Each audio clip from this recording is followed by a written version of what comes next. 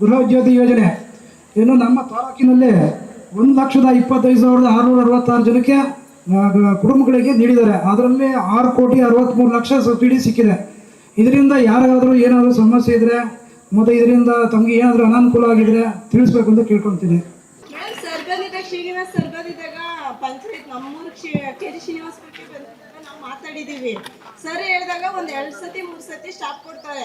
ಮತ್ತೆ ಕಾಲೇಜ್ಗೆ ಹೋಗೋ ಮಕ್ಳುಗಳಿಗೂ ಎಲ್ಲರಿಗೂ ತೊಂದರೆ. ಮತ್ತೆ ಹುಷಾರಿಲ್ಲ ಅಂದ್ರೂ ಮಕ್ಳುಗಳಿಗೆ ಮೈನಳ್ಳಿ ಬಾರೆಗೆ ಹೋಗ್ಬೇಕು, ಇಲ್ಲಾಂದ್ರೆ ಮೈನಳ್ಳಿ ಸ್ಟಾಪಿಗೆ ಹೋಗ್ಬೇಕು. ಶ್ರೀನಿವಾಸ್ಪುರ ಸ್ಟಾಪು ನಿಲ್ಸಲೇ ಇಲ್ಲ ಅಂತಾರೆ. ಕೇಳಿದ್ರೆ ಅಲ್ಲೋ ಕೇಳ್ರಿ,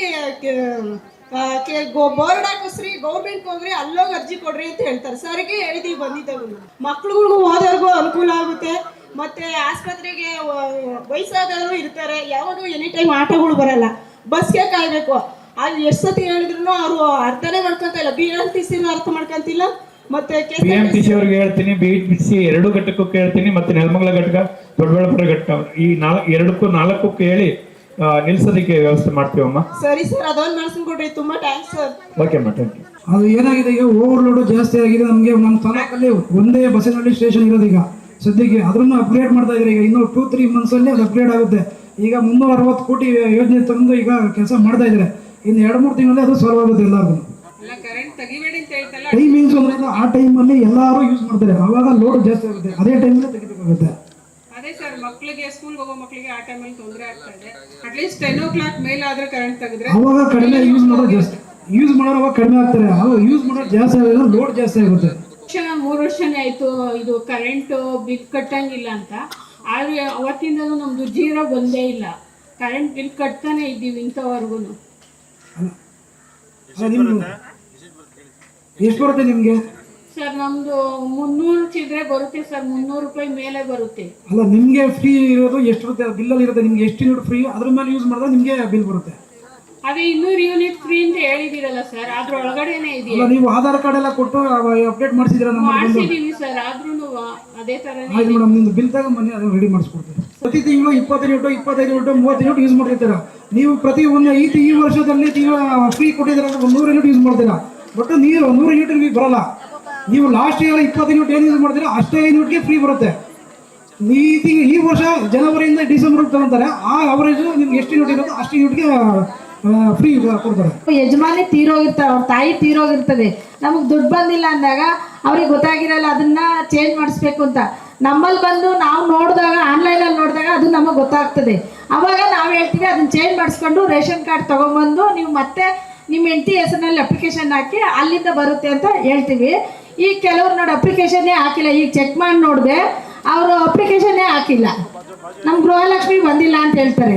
ಆದ್ದರಿಂದ ನೀವು ಅಪ್ಲಿಕೇಶನ್ ಹಾಕಿದಾಗ ಒಂದು ಅಕ್ಲೈನ್ಮೆಂಟ್ ಕೊಡ್ತಾರೆ. ಆ ರೇಷನ್ ಕಾರ್ಡೇ ತಂದರೆ, ಆ ಅರ್ಜಿನೇ ತಂದರೆ ನಾವು ನಿಮಗೆ ಯಾವ ತಿಂಗಳು ಬಂದಿಲ್ಲ ಅಂತ ಹೇಳೋದನ್ನ ನಾವು ಚೆಕ್ ಮಾಡಿ ಹೇಳ್ತೀವಿ. ಕೆಲವರು KYC ಮಾಡಿಸಿರಲ್ಲ, ಅದರಿಂದ ಕೆಲವ್ರದ್ದು ಸ್ಟ್ರಕ್ ಆಗಿರುತ್ತೆ.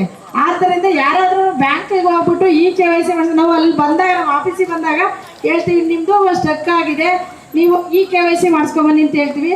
ಮತ್ತು ಇನ್ನೊಂದೇನೆಂದರೆ 4 ಅಕೌಂಟ್ ಮಾಡಿರ್ತಾರೆ. ಯಾವುದೋ ಅವರು ಮಗು ಸ್ಕೂಲ್ ಓದಿದಾಗ ಅಕೌಂಟ್ ಮಾಡಿರುತ್ತೆ, ಆ ಅಕೌಂಟು ಆಧಾರ್ ಲಿಂಕ್ ಆಗಿದೆ, ಆ ಅಕೌಂಟಿಗೆ ದುಡ್ಡೋಗಿರುತ್ತೆ. ನಾವು ಇದನ್ನು ಮಾಡಿಸಿದ್ದೀವಿ, ನಮ್ಗೆ ಇದಕ್ಕೆ ಬಂದಿಲ್ಲ ಅಂತ ಬಂದು ನಮ್ಮನ್ನು ಕೇಳ್ತಾರೆ.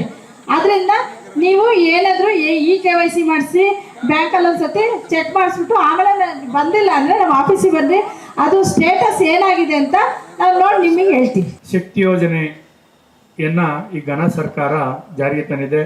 ಅಂದಿನಿಂದ ಇಂದಿನವರೆಗೂ ನಮ್ಮ ಮಹಿಳಾ ಪ್ರಯಾಣಿಕರು ಆಧಾರ್ ಕಾರ್ಡ್ ಮಾತ್ರ ತೋರಿಸಿ, ಆಧಾರ್ ಕಾರ್ಡು, ವೋಟರ್ ID ಯಾವುದೇ ಇದ್ರೂ ಒಂದು ಪ್ರೂಫನ್ನು ತೋರಿಸಿ ಇಡೀ ಕರ್ನಾಟಕ ರಾಜ್ಯದಾದ್ಯಂತ ಸಾಮಾನ್ಯ ಸಾರಿಗೆ ಮತ್ತು ವೇಗದೂತ ಸಾರಿಗೆಗಳಲ್ಲಿ ಉಚಿತವಾಗಿ ಪ್ರಯಾಣಿಸಲು ನಮ್ಮ ಘನ ಸರ್ಕಾರ ಈ ಸೌಲಭ್ಯವನ್ನು ಎಲ್ಲರಿಗೂ ದೊರಕಿಸಿಕೊಟ್ಟಿದೆ. ಮಹಿಳಾ ಪ್ರಯಾಣಿಕರಿಗೆ ಇದರ ಸದುಪಯೋಗವನ್ನು ತಾವೆಲ್ಲರೂ ಪಡ್ಕೋಬೇಕು, ಮುಂದೆನೂ ಪಡ್ಕೋಬೇಕು ಅಂತ ನಾನು ಹೇಳ್ತಾ ಇದ್ದೀನಿ.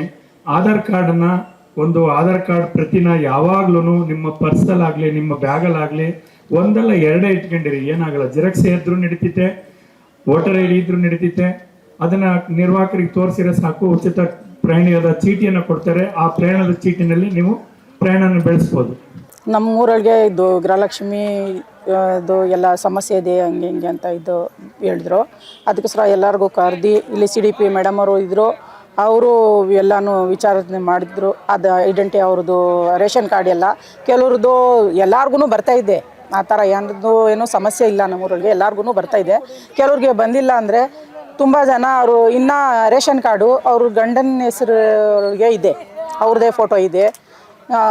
ಅವ್ರ ಹೆಂಡ್ತಿಯವ್ರದ್ದು ಇದು ಮಾಡಲಿಲ್ಲ, ಇನ್ನೂ ಹೋಗಿ ಅದು ಏನೂ ಚೇಂಜ್ ಮಾಡಲಿಲ್ಲ ಅವರು. ಆ ಥರ ಸಮಸ್ಯೆ ಇದೆ. ಇವತ್ತೇ ನಮಗೆ ಬಂದು ಇಲ್ಲಿ ಬಂದು ಹೇಳ್ತಾ ಇರೋದು ಮಾಹಿತಿ ಗೊತ್ತಾಗಿರೋದು. ಇದುವರೆಗೂ ನಮಗೆ ಮಾಹಿತಿ ತಿಳಿಸಲಿಲ್ಲ. ಇನ್ನು ಕೆಲವ್ರಿಗೆ KYC ಮಾಡಲಿಲ್ಲ ತುಂಬ ಜನ, ಅವ್ರಿಗೆ ಗೊತ್ತಾಗ್ತಾ ಇಲ್ಲ. ಅದಕ್ಕೆ ಈಗ ಹೇಳಿದ್ದೀವಿ, ನಾವೇ ನಾನೇ ಹೋಗಿ ಖುದ್ದಾಗಿ ಅವ್ರಿಗೆ ಕರ್ಕೊಂಡೋಗಿ CDP ಆಫೀಸು ಆಮೇಲೆ ಬ್ಯಾಂಕ್ಗೆ ಕರ್ಕೊಂಡೋಗಿ ಅದಕ್ಕೆ ತಿದ್ದುಪಡಿ ಮಾಡಿಕೊಂಡು ಇದು ಮಾಡ್ಕೊಂಡು ಬರ್ತೀನಿ. ಕೆಲವ್ರಿಗೆ ಮಾಡಿಸಿದ್ದೀವಿ ಎಲ್ಲನೂ, ನಾವೇ ಹೋಗಿ ಯಾರಿಗೆ ಸಮಸ್ಯೆ ಇದೆ ಅಂಥವ್ರಿಗೆಲ್ಲನೂ ಕರ್ಕೊಂಡೋಗಿ ನಾನೇ ಮಾಡಿಸ್ತಾ ಇದ್ದೀನಿ. ತಾಲೂಕು ಆಫೀಸು ಆಮೇಲೆ CDP ಮೇಡಮ್ ಹತ್ರ ಎಲ್ಲ ಮಾತಾಡಿ. ಇಸ್ಲಾಂಪುರ ಗ್ರಾಮಸ್ಥರು ಏನು ಕೊರತೆ ಇಲ್ಲ, ಅನ್ನಭಾಗ್ಯದ್ದು ಯಾವ ಸಮಸ್ಯೆನೂ ಇಲ್ಲ, ಯುವ ನಿಧಿದಿಲ್ಲ. ಅದು ಸ್ವಲ್ಪ ಶಕ್ತಿ ಯೋಜನೆದು, ಅದನ್ನು ಈಗಾಗಲೇ ನಾವು ಅಧಿಕಾರಿಗಳನ್ನ ಕರೆಸಿ ಅವರಿಗೆ ಸೂಚನೆಯನ್ನು ಕೊಟ್ಟಿದ್ದೇವೆ. ಅವರು ಕ್ರಮ ತಗೋತಾರೆ ಅದ್ರ ಬಗ್ಗೆ. ಅಂಥ ಸಮಸ್ಯೆ ಏನಿಲ್ಲ. ಇಲ್ಲ, ನೀವು ಕೇಳ್ದಂಗೆ ಯಾವುದೇ ಸಮಸ್ಯೆ ಇಲ್ಲ. ಯಾಕಂದರೆ ಅದು ಅವರಿಗಾಗಲೇ ಮಾಹಿತಿ ಕೊಟ್ಟಿದ್ದಾರೆ ಅಧಿಕಾರಿಗಳು. ಕೆಲವರಿಗೆ ಪಾಪ ಆಧಾರ್ ಕಾರ್ಡ್ ಕೊಟ್ಟು ಗೃಹ ಜೊತೆಗೆ ಲಿಂಕ್ ಮಾಡಿಸಿರಲ್ಲ, ಅಂಥವ್ರಿಗೆ ಕೂಡ ನಾವು ಈ ಸಭೆಯಲ್ಲಿ ಏನು ಮಾಡಬೇಕು ಅಂತ ಹೇಳಿ ಪೂರ್ಣ ಮಾಹಿತಿಯನ್ನು ಅವ್ರಿಗೀಗಾಗಲೇ ತಿಳಿಸಿದ್ದೇವೆ. ಈ ಸಭೆಯಲ್ಲಿ ಯಾವ ಇಲಾಖೆಯವರು ಸೇರಿದ್ರು? ಅನ್ನಭಾಗ್ಯ ಇಲಾಖೆ ಅಧಿಕಾರಿಗಳು, ಶಕ್ತಿ ಯೋಜನೆ ಅಧಿಕಾರಿಗಳು, ಯುವ ನಿಧಿ ಅಧಿಕಾರಿಗಳು, ಗೃಹ ಜ್ಯೋತಿ ಅಧಿಕಾರಿಗಳು, ಗೃಹಲಕ್ಷ್ಮಿ ಅಧಿಕಾರಿಗಳು, 5 ಇಲಾಖೆ ಅಧಿಕಾರಿಗಳು ಮತ್ತು ಸ್ಥಳೀಯ ಮುಖಂಡರು ಹಾಗೂ ಈ ಗ್ರಾಮ ಮತ್ತು ಪಂಚಾಯಿತಿ ಮಟ್ಟದ ಎಲ್ಲ ಸಿಬ್ಬಂದಿ ವರ್ಗದವರು ಕೂಡ ಈ ಸಭೆಯಲ್ಲಿ ಹಾಜರಿದ್ದರು. ಭಾಳ ಯಶಸ್ವಿಯಾಗಿ ಈ ಕಾರ್ಯಕ್ರಮ, ಈ ಸಭೆ ನಡೆದಿದೆ. ಇಲ್ಲಿವರೆಗೂ ಎಷ್ಟು ಗ್ರಾಮಗಳಲ್ಲಿ ಸಭೆ ಮಾಡಿದ್ದೀರಾ ಮೇಡಮ್ ನೀವು? ನಾವು ಈಗಾಗಲೇ ನಮ್ಮ ತಾಲೂಕು 21 ಪಂಚಾಯಿತಿ, 16 ಪಂಚಾಯತಿನಲ್ಲಿ ನಾವೀಗಾಗಲೇ ತಾಲೂಕು ಮಟ್ಟದ ಸಭೆಯನ್ನು ಮಾಡಿದ್ದೇವೆ. ಬಹಳ ಯಶಸ್ವಿಯಾಗಿ ಮಾಡಿದ್ದೇವೆ. ಮಹಿಳೆಯರು ಕೂಡ ಯೋಜನೆಗಳಿಂದ ತುಂಬ ಖುಷಿಯನ್ನು ಪಟ್ಟಿದ್ದಾರೆ, ನೆಮ್ಮದಿಯಾದ ಜೀವನವನ್ನು ಕೂಡ ನಡೆಸ್ತಾ ಇದ್ದಾರೆ.